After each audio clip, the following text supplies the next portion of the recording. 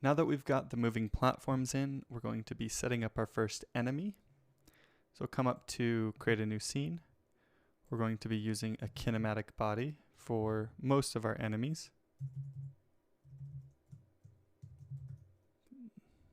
Kinematic body 2D, of course. We'll call this enemy. This is what our enemies are going to inherit from. It's going to have a sprite node. It's going to have a collision shape node. It's going to have an animation player. And we'll call this collider. We'll save. Save this under, let's go back. Save this under enemies. Save. And we're going to attach a script to this as well. But it's not going to have a lot of information, just a little bit. We'll have export int var max speed. We'll set this to 15. We'll have a motion variable. We'll set that to vector 2.0. We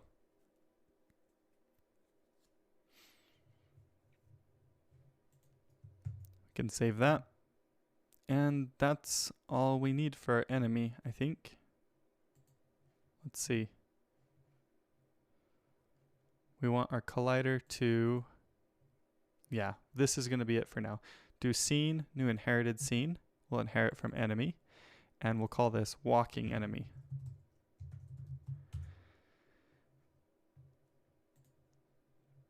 And we're going to have quite a bit to do for our first enemy here. It's going to be an enemy that walks back and forth, but it's going to need to be smart enough to go up slopes and also turn around when it gets to an edge or when it gets to a wall. And so in order to make it smart like that, we'll be writing some code and we'll be using some raycast nodes. So let's come into our texture here, our sprite, and we'll find enemies. There should be walking enemy.png. Come into animation, give it 2 H frames. We're also going to come into the offset and do flip horizontally because it's facing the wrong way, so we want it to face to the right. We're going to save this as walking enemy, and then we're going to right click. Well, we also want to move up. Well, first let's make our collider actually. Now the collider is going to be a lot smaller than you might think, but that's because this won't be the hitbox or the hurt box for the enemy. This will just be collisions for physics. So we're going to make it smaller than you might think, but that's so that it doesn't look weird when it's going up slopes. I mean, it's going to look a little weird because we're not going to rotate it, but it will look better. So let's do a new rectangle shape. We're going to make sure to turn on pixel snap. Maybe there's a way to turn that on globally. I always want it on.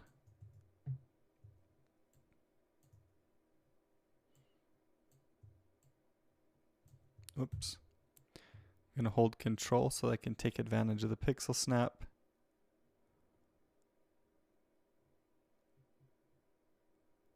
And I think that's the right size. So let me give you the data on this. It's at position Y3 and the rect is 2 in the X and 6 in the Y. But you can probably eyeball it using the pixels as a reference.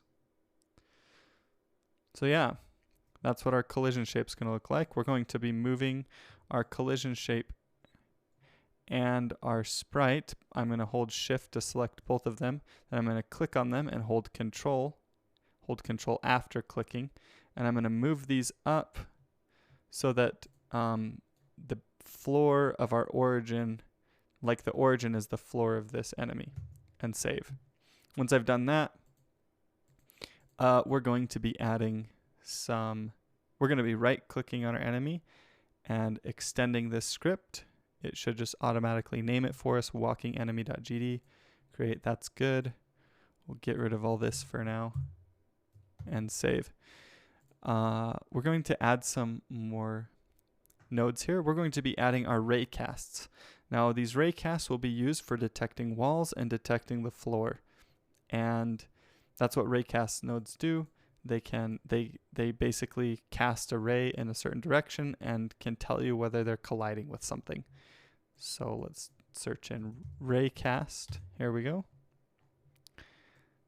I think this might be a new node for you. Maybe I've explained it before. I don't remember. So this one will be our floor, our first floor. We're going to cast down by 6, not 50.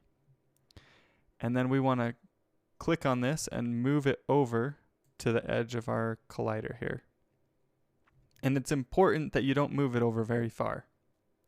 We'll call this floor left. We'll duplicate it. We'll click on it, control, and move over to this side. Floor right. We want to select both of these, and you want to make sure, I selected them both by holding control. You want to make sure that you enable them, or else they won't work. You've got to enable them. Once we've done that, we need to add some wall checks. So we'll add another ray cast. This one, we're actually going to move it up. Oops. You got to click on it first and then hold control. There we go. And I'll just put it maybe here, like that. And we'll set it to cast 0 in the Y direction and 6 in the X direction. We'll also turn it on. And doesn't have any rotation or anything, so that all looks good. We'll call it wall left. We'll actually duplicate it. Call the other one wall right. Now click on wall left again, actually, and make it cast to -6. -6. So double check these. Make sure floor left is positioned over here and cast down by 6. Floor right is positioned over here and cast down by 6. Wall left is positioned up here and cast to the left by 6. Its position is actually -8.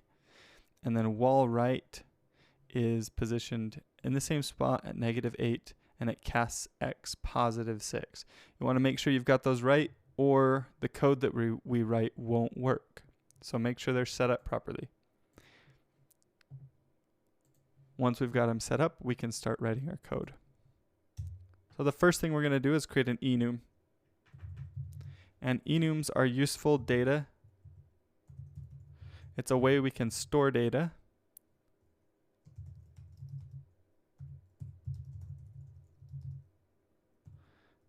It's kind of like a constant.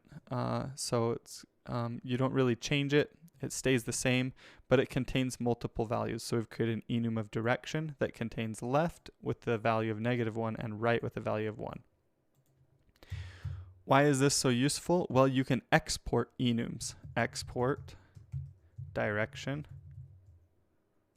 var walking direction. So we're going to export this direction and call it walking direction. Now if we come back to our enemy, we've got our max speed, which was in the base enemy, right? But we also have walking direction. We can choose whether this is going to walk right or left, which direction it starts walking. We'll leave it at right for now, but that's useful for later when you want to change which direction it's going to walk. Then we'll set up a state, and we'll get some onReady variables. onReady var sprite equals sprite, onReady var floor left equals floor left, onReady var floor right equals floor right. Wait, I named them all lowercase, dang it. That is frustrating.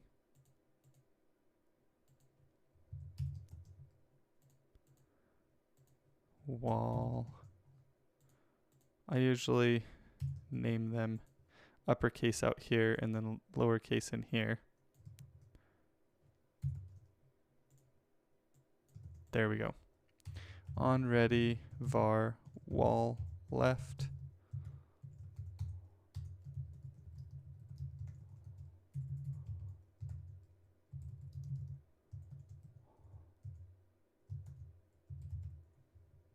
forgot my $sign. Okay. Now we're going to have the ready function, and what we're going to do in this function is set the state equal to the walking direction. So state equals walking direction. Then we'll have another function, which will be our physics process function. Woohoo! And this, we're going to use the match to create a state machine. So we'll say match state. Now match is just like switch. It's just like using a switch statement in another programming language. The difference is that you can actually use dynamic data, I guess, is my understanding. But for this case, we're going to use it just like a switch statement. So direction dot right. You don't have to tell it case direction. You just say direction dot right. Motion dot x equals max speed. Then we'll have direction dot left. Motion dot x equals negative max speed. And then after all that, you're going to want to return back down so that you're lined up with the same match, so that you're not inside of here anymore. And we're going to say sprite.scale.x equals sine motion.x. So we're going to take our motion, get its sine, so our sprite scale will be either 1 or -1, right? Classic. We've done that before. Then we'll say motion equals move and slide with snap. We're going to give it motion as the velocity. Our snap will be vector 2.down times 8. Actually 4. Our up vector will be vector 2.up. Our stop on slopes will be set to true. Although it doesn't really matter. Our max slide, we're running out of room here. Our max slide will be 4, which is the default. And our max floor angle will be degree 2 radians 46 degrees.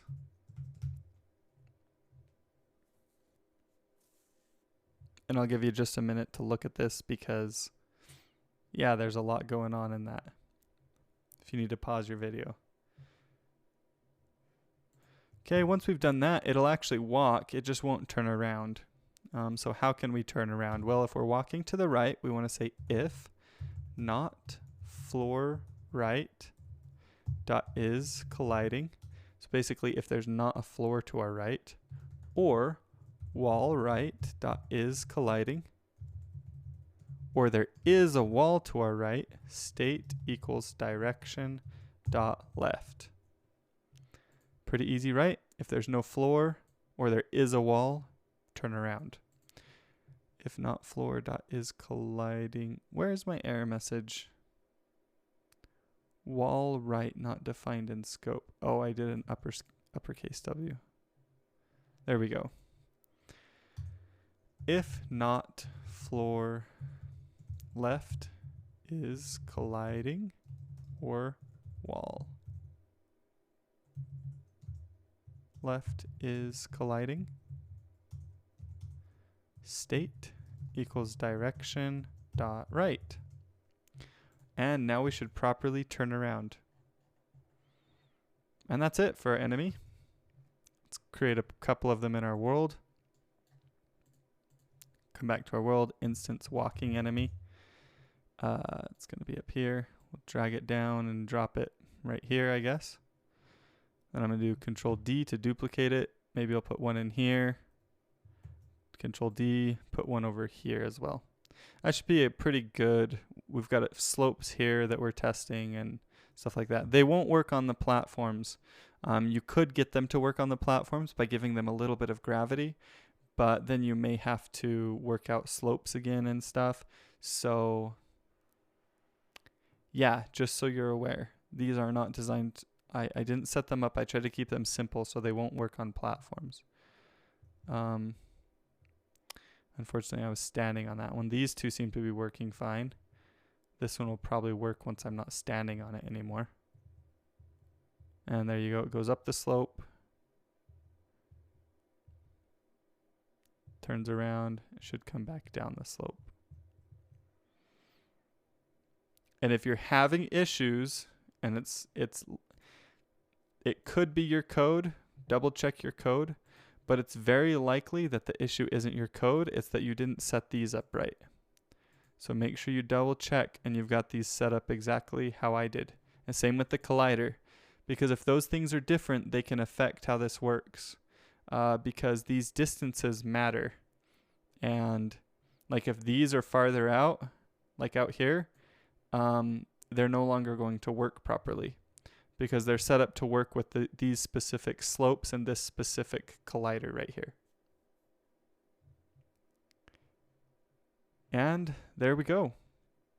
Finally, we are going to be setting up our collision layers. So come into project settings. We've done this before, so this is going to be a little bit of review, but come into layer names, 2D physics, and our first layer is going to be called player, and our next layer is going to be called world. And we want to set these up because we don't want the enemies to check for the player.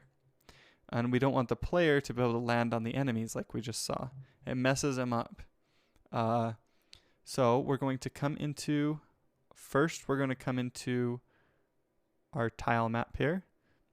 So click on your tile map, then click this little thing to open the scene. And then click on the tile map again. Over here, come into collision, and we're going to set this. Okay, so we'll review this here. Layer is the layer that you're on, and mask is the layer that you're checking for. So our world doesn't need to check for any layers, but it needs to be on the world layer, not on the player layer. So set it on the second one. This is what our tile map should look like. Okay, our enemy. Our enemy, come into the collider. Our enemy should check for, come into the kinematic body. Our enemy should check for, what should it check for? World. But it's not, this isn't checking for. This is what layer it's on. It's not on any layer. It's going to check for world. You might go, well, won't we make an enemy layer? Well, we're going to, but that's when we set up hurt boxes and hit boxes, which we'll be doing soon. We'll set the hurt box for the enemy to the enemy layer. And its hitbox.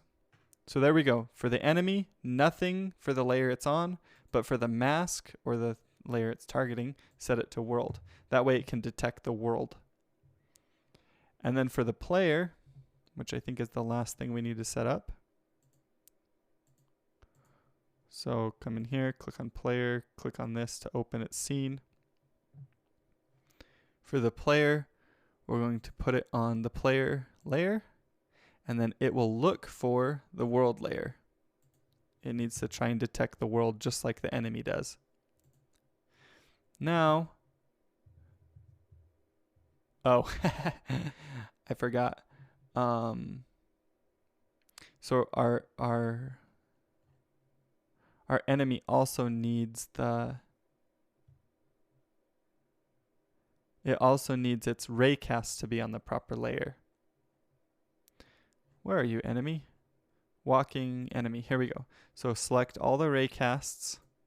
I clicked on the first one, held shift, clicked on the last one. Then the collision mask that these are looking for is the world. So they won't detect the player either. They'll just detect the world layer. And it's that one's still not working properly. So let's check to see that this was inherited properly. It's checking for the world layer. Good. And my player should be checking for the world layer and is on the player layer. Let's move the player. Oops.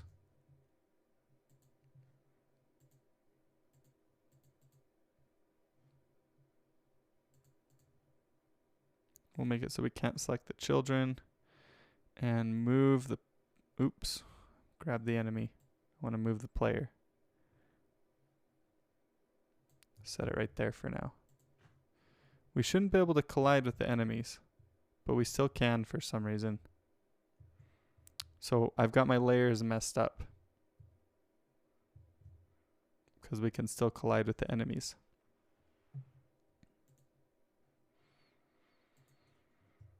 All the raycasts are on the world layer. No, this is their mask. So they're just choosing. The enemy is not on any layer, but it detects the world layer. The player is detecting the world layer and is on. I'm going to check with my reference project here to make sure that I set this up the way I wanted to. Let's see, moving platforms. Oh, we need to set the moving platforms as well so they're on the proper layer. That's not our problem here, but I don't want to forget that. So come into moving platforms, click on the kinematic body, come to the collider, and set it to the world layer, but not the player layer. The collision here. Save that. Did I set enemy? I feel like I did. Enemy is set to check for the world. Yeah. So somewhere along here I've set this improperly, and that's a little bit annoying. That was weird. We can land on these now, so that's right. But we can still land on the enemies.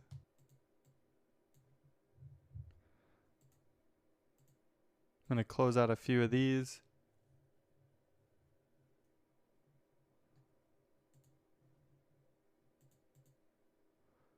Oh, so for some reason these instances don't have the proper layers.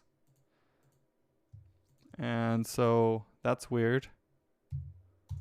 We'll delete them and re-add them to the game. I'm not sure what was going on there. But see, now this one has the proper layer.